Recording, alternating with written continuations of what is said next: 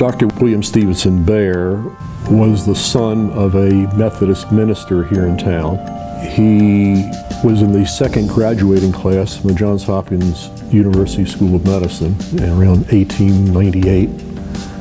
He was with a very elite group of students who Dr. Halstead, who was the head of surgery here at that time, selected for different specialties. And so he suggested that Dr. Baer perhaps ought to go into orthopedic surgery. So Baer went north and he did his training in orthopedic surgery, and he came back and he had privileges as a private practitioner. There were no full-time faculty here then. Just about all the physicians here had their offices either in Mount Vernon or in Bolton Hill. And so Dr. and Mrs. Baer were living in the Mount Vernon area, and Mrs. Baer was out for a walk one day and she passed by this building at 4 East Madison Street and thought that, gee, this would be a lovely place for my husband to have an office and we could live upstairs. And so in 1903, Dr. Baer started his practice at 4 East Madison Street, and so 4 East Madison became the administrative offices for orthopedics for Hopkins. But Dr. Halstead still did most of the orthopedic operating. I mean, the things he was interested in. Dr. Baer recognized that when you treat an orthopedic problem, you've got to treat the patient all through the convalescence. And there really wasn't enough beds at Hopkins, and they had to have some place where after they treated these children, they could convalesce. And so a couple of very prominent ladies here in town, one out in Catonsville, she allowed Dr. Baer to set up tents on her estate out in Catonsville, I think for about 25 children, so they could come out and convalesce in the summertime.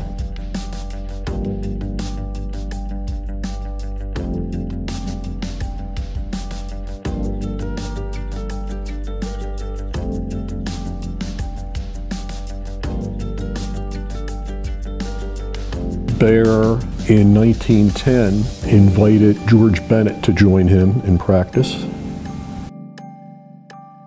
And that led to something more permanent, which was what we call the Children's Hospital. They built this hospital, and I think it opened around 1912.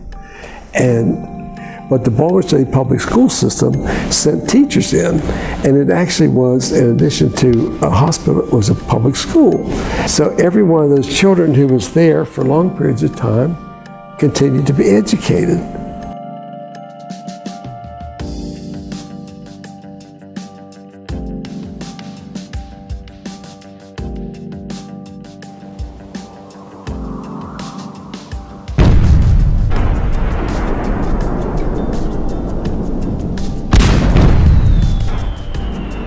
Dr. Baer was in France. He was working with the French.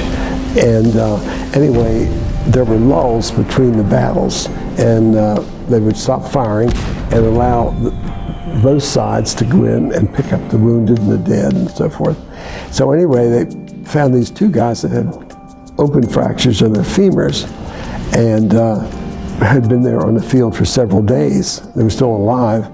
And they brought them back, and the wounds were just crawling with maggots, which everybody thought was so repulsive, you know.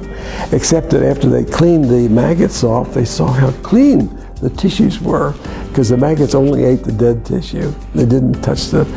And anyway, this sort of implanted a seed in Dr. Baer's mind. Actually, there were two earlier French surgeons, Labrie and another one, who had observed a similar phenomenon years before, but they never acted on it. So Dr. Baer was confronted with all these children and adults too who had osteomyelitis. It was awfully difficult to treat because it was, you couldn't distinguish between the you had to take out the good tissue as well as the bad tissue. And Dr. Baer had observed that the maggots only took the dead tissue, and so left a lot more to work with. So he began to experiment with the idea of that. And anyway, they came up with a sterile maggot, and which really, so anyway, this young lady whose name was Beulah Conaway, who spent virtually her entire time at Children's Hospital, had been treated before the maggots and it didn't work. So after Dr. Baer began to use the maggots on her, why he got the thing under control in her case. As a result of that work that Baer had done and Bennett took up, when Bennett became well known around the country as a baseball medicine doctor, Joe DiMaggio came under his care and was admitted to Marburg. And Bennett used maggots to clean up a wound that was infected on DiMaggio's heel in 1948. And currently, this is now in vogue, where there are biotech companies that are developing that kind of technology to debride, wounds that are infected or necrotic tissue. Dr. Robert W. Johnson Jr. graduated from medical school that year, 1917, and went into the Army. And he went to England, or was sent to England, and began to work with, well, he went to ultimately to a big hospital in Oxford, and there he came to work with Sir Robert Jones. Anyway, one of the things that Dr. Johnson observed was the fact that in England they had this system of what we would call over here county clinics to do the outreach in areas where there were not orthopedic surgeons. And he came back in 1919 when the war was over, and Dr. Baer invited Dr. Johnson to join him in his practice. And anyway, between the two of them, they came up with the idea of starting a county clinic system in the state of Maryland. And the very first one was over in Easton in Talbot County in 1920. And Dr. Johnson was the consultant who went over there. And he had conducted clinics over there for 40 years till 1960. In 1926, Dr. E. David Weinberg, who was Tom Hunt's senior partner, who had an office on Reed Street around the corner from 4 East Madison. Dr. Weinberg was originally from Lineconing, which is out past Cumberland, between Cumberland and Grantsville. And apparently a woman, knowing that he was an orthopedic surgeon who lived in that town, had a daughter with an orthopedic deformity that she was concerned about. She asked Dr. Weinberg, when he came to visit his family, if he would kindly take a look at her. And so he visited that child and he made a recommendation to the mother. And when he got ready to leave, the mother said, "When would you like to see my daughter again?" And he said, "Well, you bring her down to my office in Baltimore in 6 months." And she said, "Well, why can't you come back here in 6 months?" And he said, "Okay, all right." So 6 months later, when he came back to see that child, he found that there were 12 children that this woman had gathered from around the county. And that was how the Allegheny League for Crippled Children began. Then, in the early 30s, Dr. George Eaton, who followed Baer, Bennett, and Johnson into the practice and came into the practice in 1932, having trained in McGill up in Canada, started a clinic in Washington County, in Hagerstown. In addition to that, because of his connection with Lenhart and with Bennett, Dr. Winthrop Phelps, who was chairman of orthopedic surgery at Yale after he finished his residency and training at Mass General and Harvard, Dr. Phelps would go out to Western Maryland and he would have cerebral palsy clinics out there. So in our group, Jim Brooks went to Calvert County and St. Mary's County in Southern Maryland. Ed McDonald not only went to Cumberland, but he also, at the request of West Virginia, started pediatric orthopedic clinics in Romney and Martinsburg, West Virginia. And I think Bill Horton, who was one of Lenhart's younger associates, went up to Cecil County, and a fellow named Don Morrison in their group, he also went to Harford County further north. Bob Abrams, who was a private practitioner but ran a pediatric orthopedic clinic here at Hopkins weekly. His partner, Bob Zodek, and I would do a Baltimore County cerebral palsy clinic regularly. We also did a Baltimore City cerebral palsy clinic, which eventually was incorporated into Kennedy when Kennedy opened up. And so these clinics went on, again, starting in 1918, but sadly, the only one that's still in existence is the Allegheny League because it's privately funded, and Mike Ain and John Tisco out there. But that's the only clinic in the state I'm aware of that's still in existence.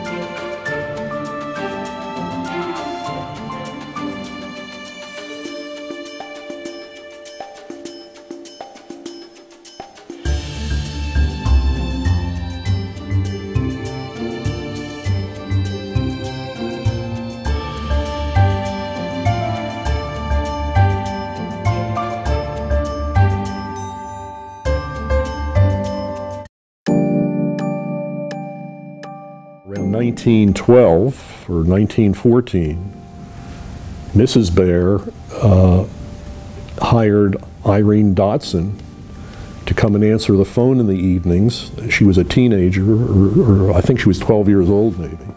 And she answered the phone in the evenings, and she was so good at that, when she graduated, they gave her a full-time job as a receptionist.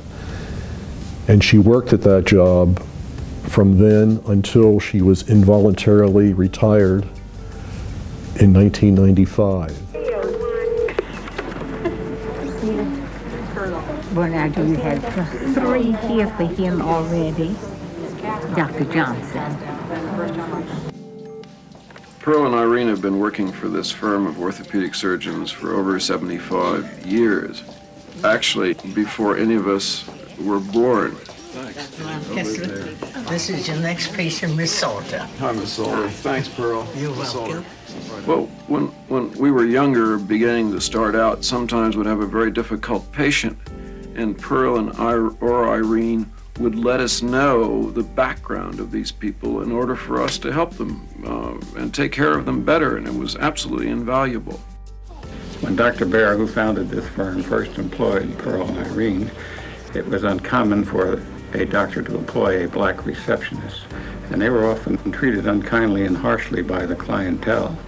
Must say to their credit, they never responded in kind. They've always acted perfect ladies. Pearl was working upstairs with Dr. Baer, and a gentleman came in, and he wasn't a patient. And naturally, Pearl asked him if he would send a message. And he said no, he couldn't send a message by her. And Mr. Scott had a second-hand car that he wanted to sell to Dr. Baer. It had been used by the late President Harding. So when Pearl went upstairs and told Dr. Baer, he said, Pearl, you go down and tell Mr. Scott, if he can't send a message by you, then he cannot sell me a car. So from that day on, he called Pearl Miss Pearl, because he was anxious to sell that car. Well, back in 1984, my partners and I suddenly realized that these girls, as we call them, had been working with us for a total of 135 years. We felt that was remarkable enough, even though now they're approaching the 150-year mark. Pearl and Irene are sisters, highly thought of in the community and are well known in the city. In fact, they were recently recognized by the legislature of the state of Maryland for being outstanding citizens of Maryland. It is therefore my extreme pleasure to have Mrs. Irene Dodson and Miss Pearl Johnson, who are in the gallery, to stand. I ask the members of the House of Delegates and guests to give Miss Johnson and Mrs. Dodson a warm and rousing ovation to recognize their outstanding and superb achievements.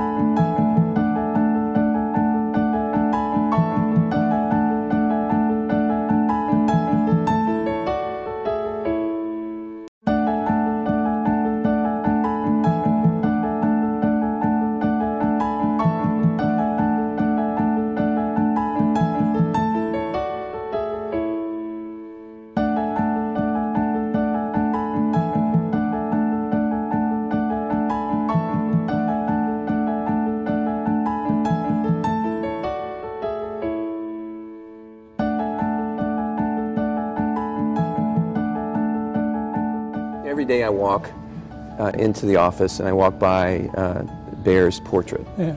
And you know, when I look at that portrait, I see a very large, imposing man with very large hands, looking down at a child in a chair with very kind eyes. And what I would want to, and I read in some of the history that he was very popular with the kids, that he played checkers with them. He would dress up as Santa Claus and in the winter and around Christmas time and give them presents. That even during the summer he'd put on a body cast and wear it to reassure the kids that they could make it through the summer even though it was hot. I don't remember the body cast, but still. Yeah. Do you have any personal recollections of Bear and what he was like? Bear was a very jovial character, and he was just as pleasant. He was a great big man, and he was just as pleasant as he could be most of the time, although he had an imposing figure, and he was not to be trifled with. But his main contributions were not at Hopkins Hospital but in developing the Children's Hospital. He developed a clinic system throughout the state of Maryland and the various counties. He was a big man in, let's say, national orthopedics, and in my opinion, he was a big man everywhere. In the very beginning, there were bedside rounds. You know, on Saturday, they were on Saturday mornings in those days. And actually, we went around and went to the patient's bedsides, and the resident whoever was taking care of that patient would present that patient. And then this is apparently the way it was from the time of Dr. Osler and Dr. Halstead. And then gradually, they began to confine them to instructional series in the auditorium, or in what was the orthopedic library in those days. And then they would present selected cases, and then they'd have specific topics, and that's how it began to change. And then where it is up now, where usually there's some specific topic that's... We'd have bedside rounds, but we also had a little more formal rounds, mainly using x-rays. That's the only imaging we had in those days, of course, which was a great help. It was I do recall that there was a Southwick story that when he was setting up traction, he ran out of rope, and he took some of the shades, the lines from the shades in the windows, and used that I didn't, fortunately, I think we were well supplied with rope at that time. But I must say, traction was a principal treatment of lower extremity fractures still, and of course Jerry Schmeisser's little booklet was our Bible in setting that up, and the very fact that we didn't have orthopedic techs, I think, was a great advantage for us because we had to know how to do it. We had 2 residents every year from Johns Hopkins when I came down for 3 months each, and they scrubbed with us, and then for a certain number of cases we would help them and scrub in with them. So it was ideal. It was also elective. There was no such thing as night call. But it was a wonderful time, one-on-one. And it's the experience that I shall treasure to my dying day. There were some good aspects of that this interaction between the community and between the full-time faculty members. But you know, it was still in 1971. It was still a teach yourself residency program. I mean, the part-time faculty would come in and say, well, here's what I think you ought to do. And, you know, it was, the old adage was, see one, do one, teach one. It was, you haven't seen it, but you can read it about it in the book. And, you know, maybe somebody will be there to help you and maybe somebody won't. I think the loss of the part-time faculty is a big loss. And that's why I joined the administration as a representative of the part-time faculty.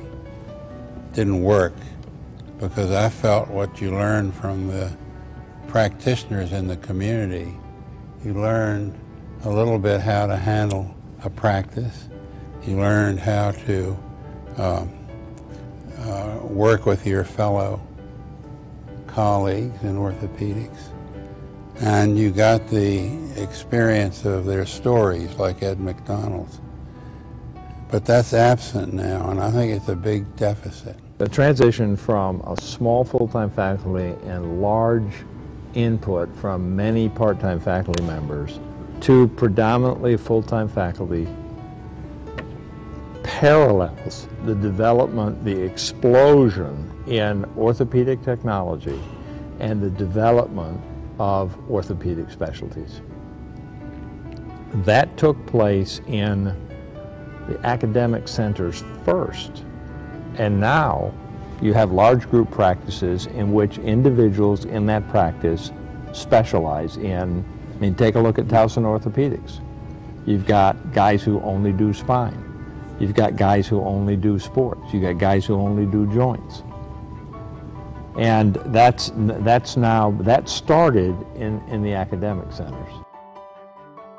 This is probably one of the nicest, best men I've ever met in my life, because Dr. Robbie was a surgeon, great surgeon. He developed with Dr. Smith the anterior cervical fusion and just so many other things. I liked this technique. One time we had a 24-hour operation in which we sat there and took turns taking care of a patient. It was a patient that had 3 vertebrae involved in a tumor. And we did a thoraco-abdominal approach and got in there. We totally cleaned out 3 vertebrae and inserted ribs in place of the vertebrae. Well, prior to doing this, we said, how are we going to move this guy afterwards? So Dr. Robbie put this guy on a striker frame. We made a complete plaster mold of his back. And I flipped him over on a striker and made a complete plaster mold of his front. And then attached 2x4s so that we had actually platforms that we could take and transport this guy around. And the surgery went beautifully. And this is an example of the technique and the skill and the insight how to take care of a patient that Dr. Robbie had. Along those lines, I can recall coming in to make some evening rounds on a couple of my patients, and it was around 8:30 at night. And I ran into Dr. Robinson in a scrub suit walking down the hall it was in the main corridor when you go through Billings before you get to the cafeteria. And I said, "Oh, you're going to the operating room?" He said, "Well, no, I'm on my way to the emergency room." And I figure he probably was on his way to see some VIP that's been flown in from some other country or some other state. He said, apparently they're having trouble finding the resident, so they called me and I'm going to go see the patient. One of the things that was interesting, we were talking about Dr. Robinson, he was always there. I mean, he would oftentimes spend time overnight, and he would be working late on a paper. His office was always a kind of inner sanctum that was decorated with stacks of projects all over his desk, and there would be Robbie behind them all, kind of look up at you when you came in, because he was always immersed. And he always had a, you know, today we think of endnotes, or we think of various kinds of electronic ways we do things, but everything was being done by hand in those days, and he always had his cards. I remember when he'd write a paper, he would have a card, a 4x5 card for each reference, and he would be shuffling these all the time and working them, and he get a very good stack there. That's how he kept track of what he was doing. I didn't know Robbie Robinson at all. My dad was an orthopedic surgeon in South Africa, and when I decided I wanted to do orthopedics, he said, "You should go to the States." So he listed the top 8 programs, not knowing that I really wasn't a candidate for the top 8 programs, but you know, fathers are somewhat prejudiced and biased. So I filled out all the applications for the top programs: Harvard, Columbia, Hopkins, Stanford, Duke, the top 8. I sent them all in, and I didn't hear back for a while. Those are days it wasn't computerized, it was all handwritten applications. And then I got a letter from Robbie Robinson, who I didn't know, to say that they wanted me to come and interview, and it was like 4 weeks hence. And one of my co-residents had just come down with hepatitis. I was working at a 3,500 bedded hospital, and we were 1 in 3, and I was now a 3rd-year resident in surgery. And if I left, it would have been 1 in 2, which is impossible. And there was no backup. So I really didn't know what to do. I was really in a quandary. And then I decided, better for worse, I wrote back to Robbie Robinson, and I said, "Thank you for the opportunity. Unfortunately, the circumstance has arisen, and I really can't leave. I hope you give me a chance in the future." According to his secretary, I got to know very well, Jessie, she said he got the letter, he walked out, he said he can interview the day he starts. That's the kind of guy we want. I had a patient with an anterior shoulder dislocation that I could not get reduced, and I tried everything and I knew to do. I could not get it reduced. And I left the patient in the emergency room, and I came up to the library to do some quick research to see if there was anything I was forgetting that I could do. And I run into Robbie, and he says, "You look, you know, like you're." I said, well, I told him the story. He said, "Have you tried infiltrating the area with xylocaine?" And I'd never heard that. It wasn't in a textbook. And he said, "But I've had this experience that if you do that, you'll get enough muscle relaxation that sometimes you can reduce it when other things don't work." Went down and did it, and damn if it didn't go right back in. And it was like, wow, that's pretty cool. This is September 1975. In several months, a portrait of Dr. Robinson is to be unveiled. This afternoon, we're making another type of portrait. Tell me, what is your personal philosophy in regard to an academic surgeon? Well, in the first place, I think that it's the duty of universities not only to impart knowledge in an organized fashion to the younger people who are coming into medicine, in the case of the medical school of a university, but also to develop new ideas. And this demands the study of either groups of patients on a statistical basis, or else studying individual patients extremely thoroughly, trying to find out exactly what's wrong with that one individual. And I suppose that this has been the route that I've wanted to follow. In other words, to find out what's wrong with one individual. And I think that the academic setting should give one the time and the facilities to do this superbly. I realize that people in practice have to see a great number of patients. I don't think that that is necessarily the role of the academic surgeon or the academic physician. I think that his role is to try to put two and two together for either individuals or, if you will, groups, depending on what your interest may be, but that from this you can synthesize a new concept in treatment and in the etiology of the problems that beset humans. Now, Kirby, you were amongst the first to do total joints here. It seems to me that, did you need some credentialing to be able to use bone cement? How did that begin? Well, there were only 2 or 3 of you that were allowed to do hip replacements. Well, that was all because of Lee's father. Lee Riley decided that in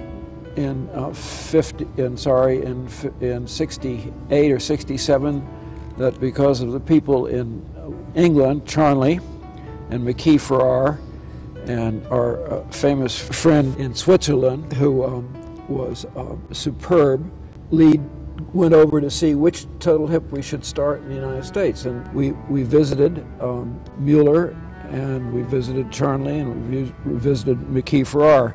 Charnley had this elaborate situation where they wore things that looked like complete uniforms, gas masks, because he worried about infection. And it was a very elaborate procedure. We went up to see McKee Farrar, and that was much more casual. That was a metal-on-metal hip, and then we went to see Mueller. And Mueller, when I went, I don't know what he did with your father, but Mueller picked me up in a purple Porsche convertible and took me to the hospital. And Charlie would take, 2 or 3 hours to do a case. McKee Farrar would take almost that long, McKee did. And here Mueller sat down at the table, did the hip in 45 minutes, skin to skin, and got up and went out, had a cocktail. It was absolutely marvelous. So we decided, what would we do here in Baltimore? What would be the first hip? And your father said, well, maybe we ought to do metal on metal. And I have that hip here. I hear the metal. I had that hip. This was the first metal on metal hip. This was the McKee Farrar, and he used cement. The problem was, and Lee and Lee took me down to the cadaver room outside the University of Maryland, and we did our first hip together on a cadaver in the post-mortem area. And we each did, I think, in those days, everybody, there was a registry, only a certain number of people, and your father got me on that list as well, so we could do. And the problem with metal on metal was that this was not as machined perfectly as things are done these days. And it worked marvelously in about 1/3 of the people, perfectly well with our cementing techniques. The other 1/3, it froze because it didn't fit perfectly, and the other it got loose. So that's what we did. We did that series. That series went to Washington or wherever it's supposed to go, and then we changed to our friend, to Mueller, because he was so good, so technically brilliant, that it was a pleasure. And we used the Mueller prosthesis until the newer models came in for about 10 years. I scrubbed with your dad in December of 1971 on the first geometric total knee replacement done in Baltimore.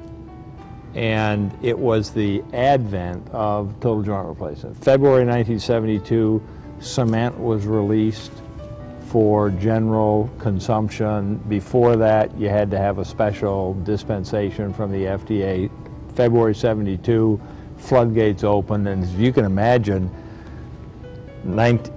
January 1972, no total joint replacements except in academic. January 1972, anybody could do a total joint replacement. Well, of course, not many people knew how to do total joint replacements. I had done my training in England where total joint replacement, we did several total joint replacements a year, so I was well versed and trained in total joint replacement. We started to do them at Good Sam. Legacies of your dad was the formation of the Schmeiser Society, which he suggested be formed in honor of Jerry Schmeiser and in a way in which they could show appreciation for the part-time faculty. And actually there are about 6 or 7 of us here right now. And I think it's through this and showing our continued attachment to the department and interest in the day-to-day activities of the department, both clinically and research and what have you. We all had practices, but we taught on a voluntary basis in the hospital, the house staff, and each other. And he formed that group, and he named it for Jerry Schmeiser, who was one of my mentors and a very strong one. Was a chief at City Hospital and was an excellent surgeon and mentor. And he took Jerry's name, called it the Schmeiser Society, and it was in honor of Jerry. Well, I can remember how very pleased Gerhardt was when Lee introduced this. He considered it a great honor. He did not think it should be named for him, but he considered it a great honor, and that certainly something should be done to include the part-time people, which of course was its main function.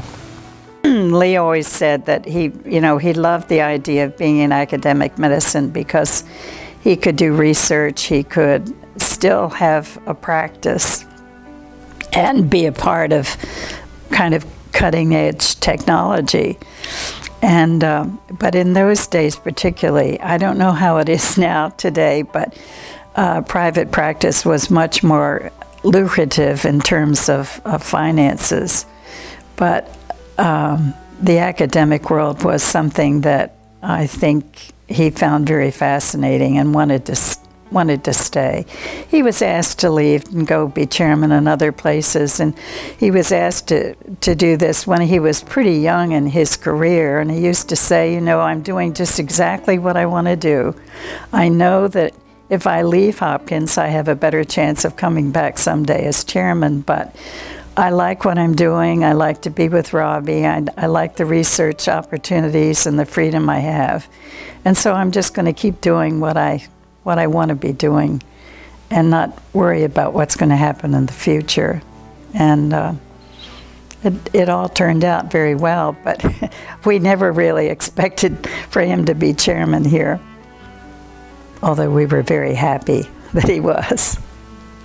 Listening to a great deal about the clinical practice and surgical techniques and things, but one thing I would like to bring up at this point is the science and the research component of the department and how it evolved from bears studying maggots on a windowsill and meat in the Children's Hospital dining room to Robbie's lab when he came to Hopkins on the 9th floor of the Children's Medical Center where he had his electron microscope and where they studied bone biology. As I recall, Jerry, your father was interested in the circulation of bone and had a lab at Children's Hospital that he also used there. But how over the years, the scientific part and the research in the department has grown to the point where up until just a few years ago,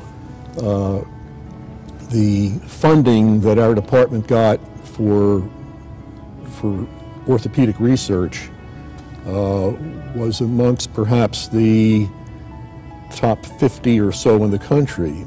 But now, thanks to a very generous donor that I believe Dave Hungerford, one of Dave Hungerford's patients, contributed to the department, through Dave Hungerford's efforts and Frank Fresica's efforts, my understanding is that now we are about fourth in the country in federal funding relative to the other departments around the country. About 1996, I had a very wealthy patient from Texas who came for a revision total hip replacement, and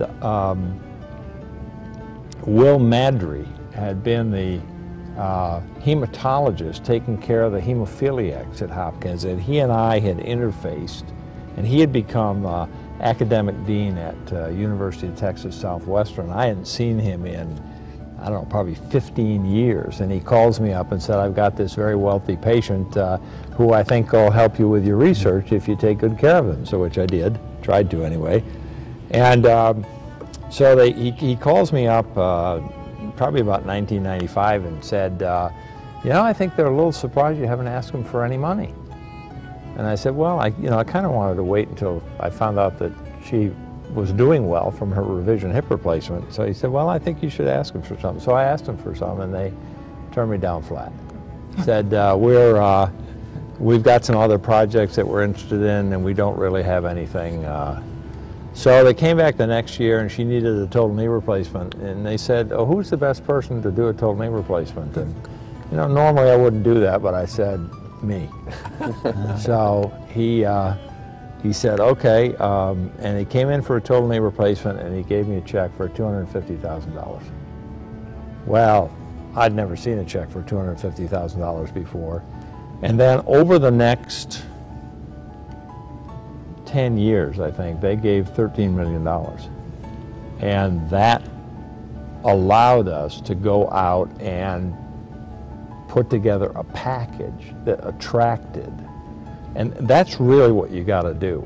You got to attract a team. I think discovery at Hopkins is the #1 thing. And I think you don't get any respect as a clinical department unless you have a focus of discovery. And it was really interesting for me when I took over. We had never had a PhD funded scientist in our department, ever. So one of the things that I really wanted to do was to accomplish having funded research in our department and have it be, real time. And we were far down the list in terms of the fundamentals of basic science in our department. So one of the things that I've always felt strongly about is building upon strengths that you have. So I was only given $1.2 million to build our science program, which really is not enough money to build. So I said, after I looked at it for a long time and studied the problem, I said, probably what we ought to do is I would focus on using half the money for neuroscience, so build upon your program, half the money maybe for orthopedic oncology science, and to fund basic scientists. Dave Hungerford and I went ahead and worked on getting an endowment for our department. Hopkins, I think, is a super saturated environment. The potential is there, but you got to have the kernel to drop into that, to get it to precipitate around it, to form that team. And I think that's what that serendipitous telephone call from Will Madry actually produced. So I was able to set up a laboratory here at Johns Hopkins, although I was only on the part-time faculty.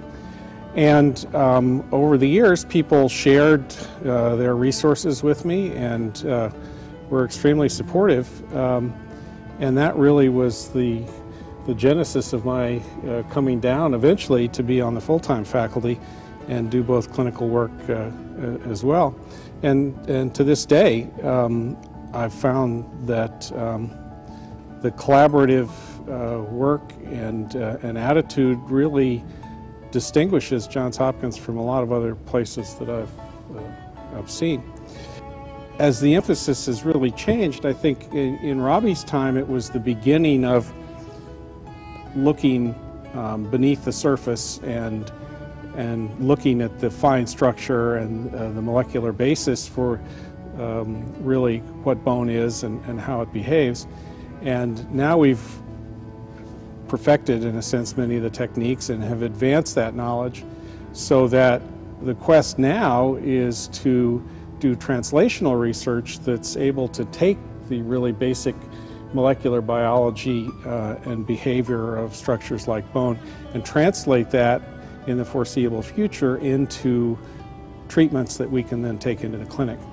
So that's really the next big push in our laboratory and the bone laboratories, is to develop actual patient treatments that hopefully in my career we'll be able to try. I think the other thing that we've also worked on is outcomes research. I mean, that's become a much more important part of the research landscape in medicine in general, and that's really focuses on how a patient thinks they're doing. It's really more of a patient focus as opposed to a physician or surgeon focused type of definition of success or failure of particular techniques or particular technologies. And that also involves collaboration with outcomes researchers, biostatisticians, developing the right questionnaires,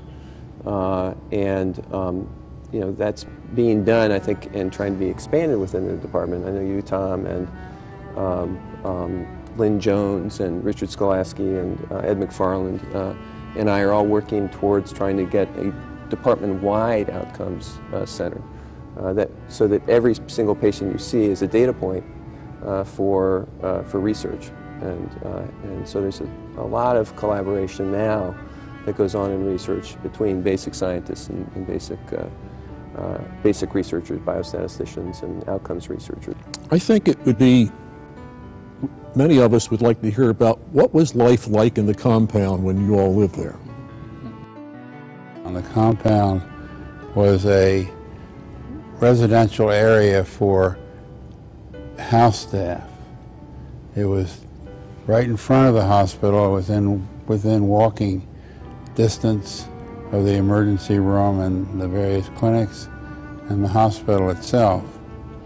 And doctors wanted to be in that situation where they were close to their patients because you didn't have really scheduled time off.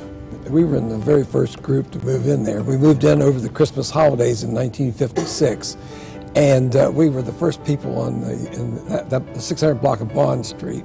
And there was nobody on either side of us, and all the walls were plaster, and the plaster hadn't dried, and our gas bill was just absolutely out of the ceiling. And we were so happy when people moved on either side of us to help us pay for drying the walls. The apartments were 12 by 15 in the living room, a bathroom, and a 9 by 12 kitchen. Very small. 2 floors. The first floor was just like ours. Things started breaking, actually, and there were rumors that the people who were in the bathtub once reached through the soap dish and kind of shook hands with somebody on the other side. And it was not, things started chipping. It was not the best construction in the world, I'll say that. But it was a wonderful place to be because if we weren't there, we never would have seen each other. There were, in the big compound, there were families with children, and we couldn't move there. The big compound had 3 bedrooms, small, but there were 3. A very airy bathroom that there was a Southern friend who didn't like the draft coming in from the skylight, and she used to bathe by candlelight, which was always thought to be a little scandalous and interesting. A lot of different characters in the compound. It was a pretty safe place to live in what in 70 and 71 was still a fairly dangerous area. You felt safe walking across and down past. There was a swimming pool there and it was a place. It was also known as the Rabbit Hutch because I think there were. I don't think there were probably any non-families living there. I think everybody had babies, and we had 3, and the oldest was 9, and he was really kind of the old man of the compound. Most of them were 1 and 2 and 3, but if you couldn't find somebody to play with in the compound, you were asocial, because there were probably, in any age group, there were probably 10 to choose from. If you couldn't find one you could get along with, there was something wrong with you.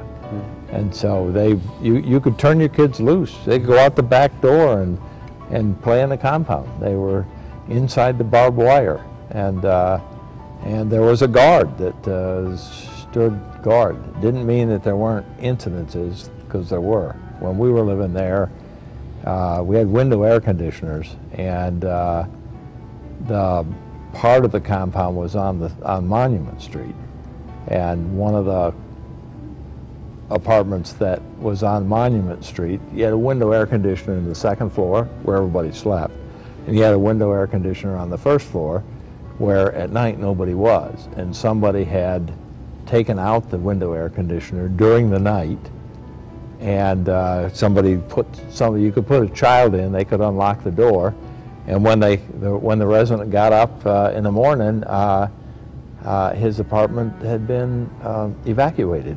There was nothing. Everything had been taken during the night. So sometimes the guard situation didn't work. But it was safe. We could take and walk up Monument Street, and there could be a bottle throwing contest going on.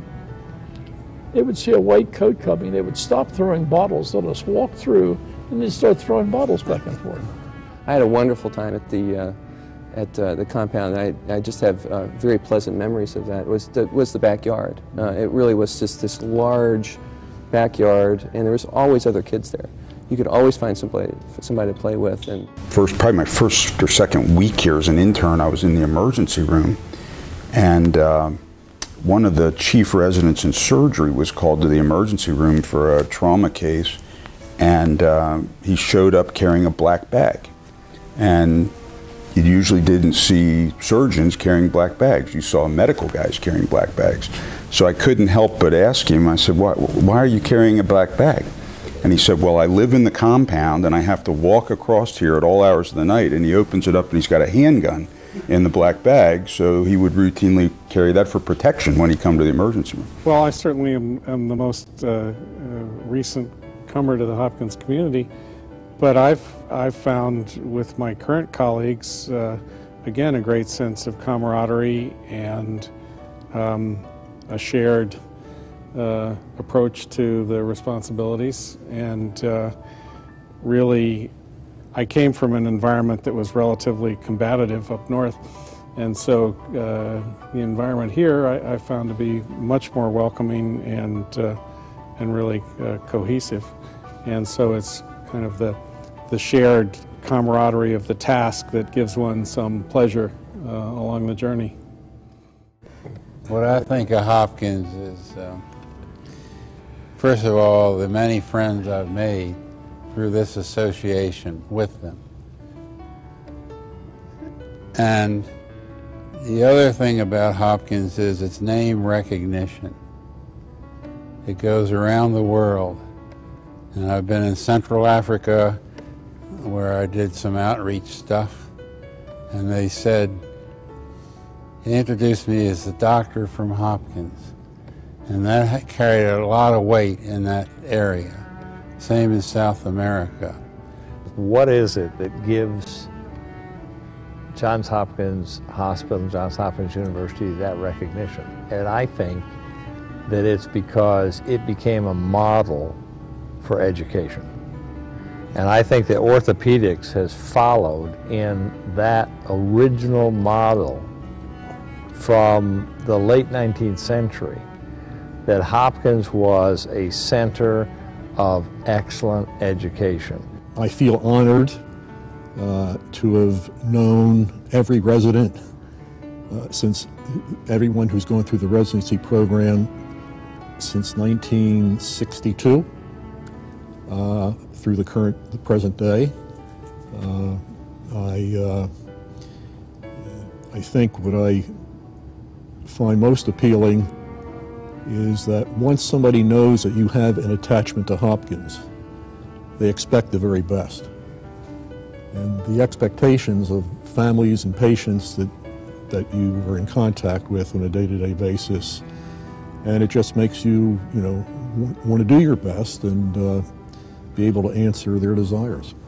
I think of Hopkins, I think about people. I think about people who are committed to excellence and who extend themselves, both in terms of extending themselves, their education, research, their time towards other people. So it's both personally extending yourselves and extending yourselves to other people. And I think that's really what characterizes Hopkins, is the person willing to do that, to extend themselves, to stretch themselves, and to extend themselves to other people. The greatest legacy that a place like Johns Hopkins can leave is the people it's educated. And it's not to, and I have to say too, it's not to diminish the contribution of those who chose a different path. In other words, we talk about those that chose an academic path and became department chairs and had great academic success, but there's an awful lot of folks that came out of this program who became community-based orthopedic surgeons and raised the bar of orthopedic care and health care in the community where they went to practice because of the training they got here. And that's equally significant. I think that's absolutely true. I can still get excited walking through the walls of Hopkins. It's an exciting, dynamic, living place that special things are happening here, that it's fostering the best. And that's what it did for me in my life. It set me on that path.